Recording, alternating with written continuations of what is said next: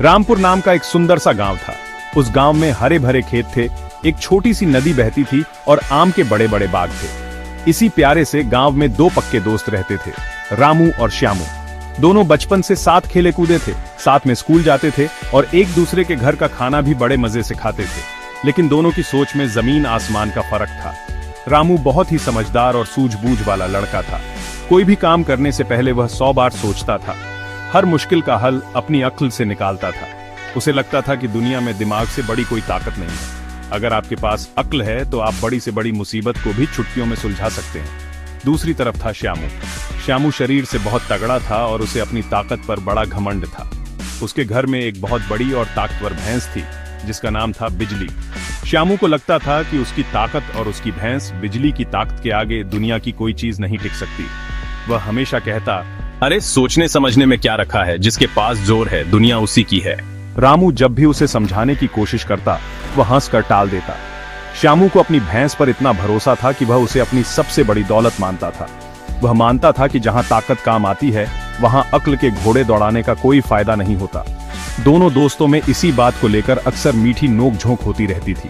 जब भी गांव में कोई समस्या आती, रामू उसका हल निकालने के लिए योजना बनाता, जबकि श्यामू अपनी ताकत दिखाने के लिए सबसे आगे खड़ा हो जाता। गांव वाले भी दोनों को खूब जानते थे।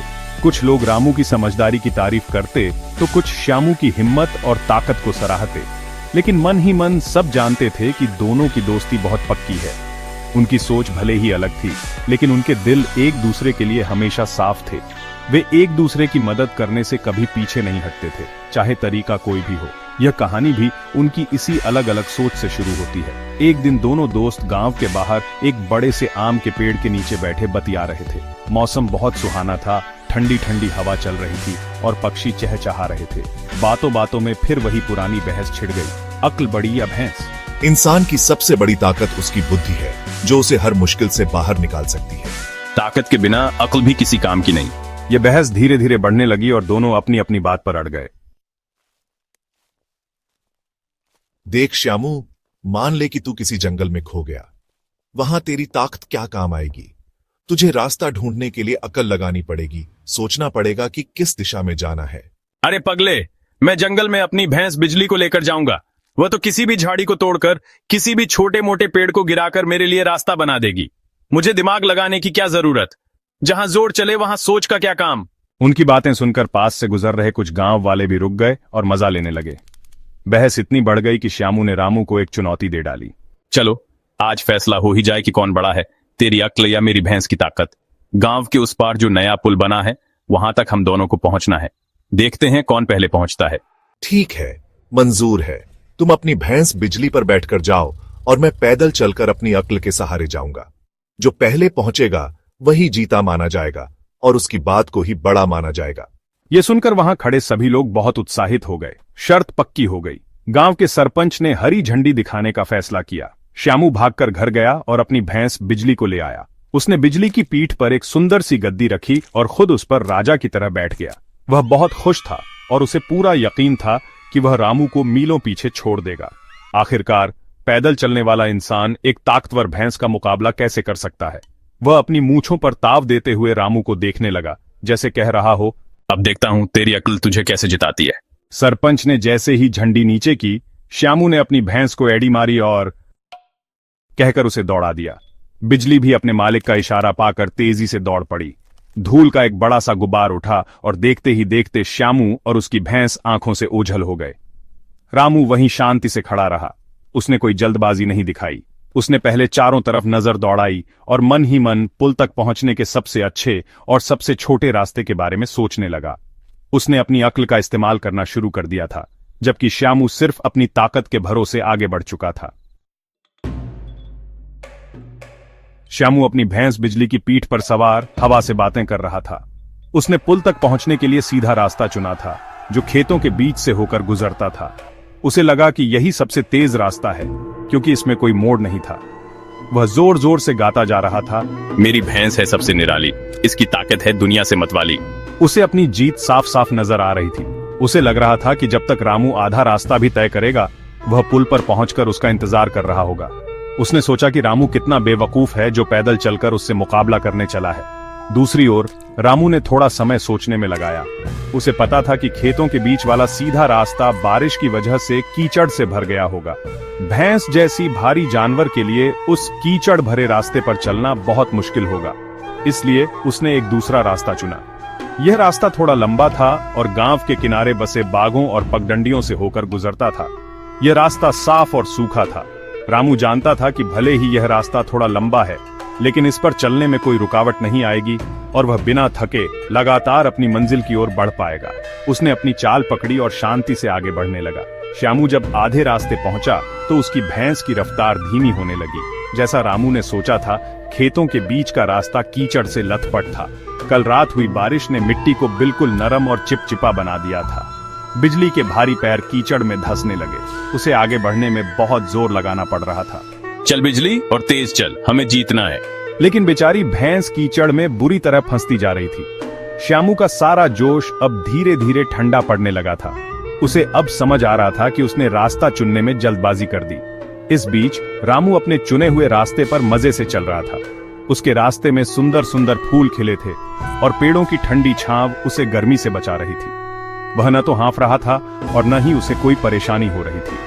वह अपनी मनमर्जी की रफ्तार से चल रहा था और उसे पूरा विश्वास था कि उसकी सोच सही साबित होगी। उसने दूर से श्यामू को खेतों में संघर्ष करते हुए देखा और मन ही मन मुस्कुराया। ताकत तब तक ही काम आती है जब तक अक्ल उसका सही इस्तेमाल न करे। रामू बिना रुके बिना थके अपनी मंजिल के करीब पहुंचता जा रहा था। श्यामू की हालत अब पतली हो चुकी थी। उसकी भैंस बिजली कीचड़ में घुटनों तक धंस गई थी। वह जितना जोर लगाती उतना ही और फंस जाती। श्यामू भैंस की पीठ से उतर गया और उसे खींचने की कोशिश करने लगा, लेकिन भैंस इतनी भारी थी कि वह टस से मस नहीं हुई। श्यामू का पूरा शरीर पसीने से भीग गया था और उसके कपड़े भी कीचड़ से सन गए थे। उसका अपनी ताकत पर जो घमंड था वह अब चूर चूर हो रहा था। उसे समझ नहीं आ रहा था कि वह क्या करे। उसकी जिद और जल्दबाजी अब उसी पर भारी पड़ रही थी। अरे बिजली, चलना, और कितना फंसाएगी मुझे? हाय रामू, काश तेरी बात मान ली होती। गुस्से और हताशा में श्यामू ने भैंस को 2-3 डंडे भी मारे, लेकिन इससे कोई फायदा नहीं हुआ। बेचारी भैंस दर्द से रंभाने लगी। दर्द में रंभाना। अब श्यामू को अपनी गलती का एहसास हो रहा था। उसे याद आया कि रामू ने उसे समझाया था, लेकिन उसने एक नहीं सुनी। वह अपनी ताकत के नशे में इतना चूर था कि उसे आगे की कोई मुश्किल दिखाई ही नहीं दी। अब वह बीच खेत में फंसा हुआ था, न आगे जा पा रहा था और न ही पीछे। उसकी जीत का सपना अब एक बुरे सपने में बदल चुका था। दूर दूर तक मदद के लिए भी कोई नहीं दिख रहा था। अब क्या करूं? कोई है भी नहीं आसपास। हे भगवान, ये कैसी मुसीबत में फंस गया मैं। काफी देर तक जद्दोजहद करने के बाद श्यामू ने हार मान ली। उसे समझ आ गया कि वह अकेले अपनी भैंस को कीचड़ से नहीं निकाल सकता। उसे मदद के लिए गांव वापस जाना पड़ेगा। थके हारे कदमों से वह वापस गांव की तरफ मुड़ा। उसका चेहरा उतरा हुआ था और वह शर्मिंदगी से किसी को देख भी नहीं पा रहा था। जिस भैंस पर उसे इतना नाज था, आज वही उसकी हार का कारण बन गई थी। या शायद हार का कारण भैंस नहीं, बल्कि उसकी अपनी बेवकूफी थी, जिसने उसे सही और गलत रास्ते का फर्क नहीं समझने दिया। अरे श्यामू, क्या हुआ? भैंस कहाँ है? दादा, बिजली कीचड़ में फंस गई है, अकेले से नहीं निकलेगी, जरा मदद कर दो। चलो भाई, सब मिलकर देखते हैं। अकेले की बात नहीं है ये। जब श्यामू मदद के लिए कुछ लोगों को लेकर वापस खेत पर पहुंचा, तो उसे अपनी भैंस को निकालने में और भी समय लग गया। कई लोगों ने मिलकर बड़ी मुश्किल से बिजली को कीचड़ से बाहर निकाला। इस सब में इतना समय बीत चुका था कि सूरज भी ढलने लगा था। श्यामू अब पूरी तरह से थक चुका था। उसकी शर्त जीतने की सारी उम्मीदें खत्म हो चुकी थीं।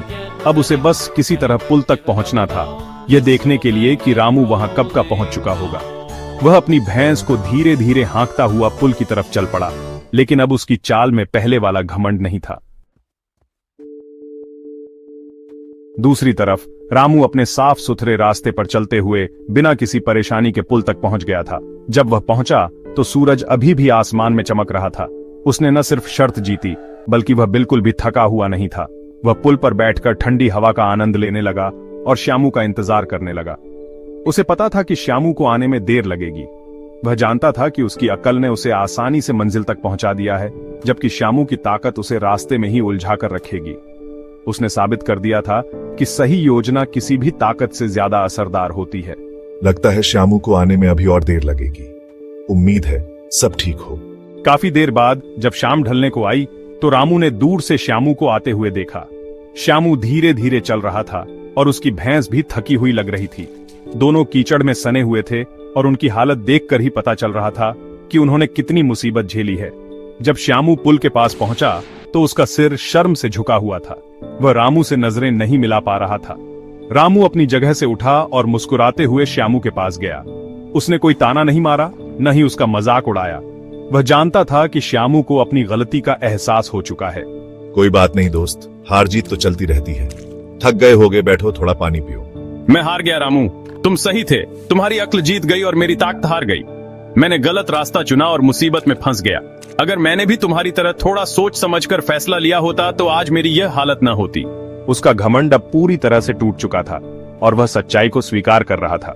श्यामू, ताकत बुरी चीज नहीं है।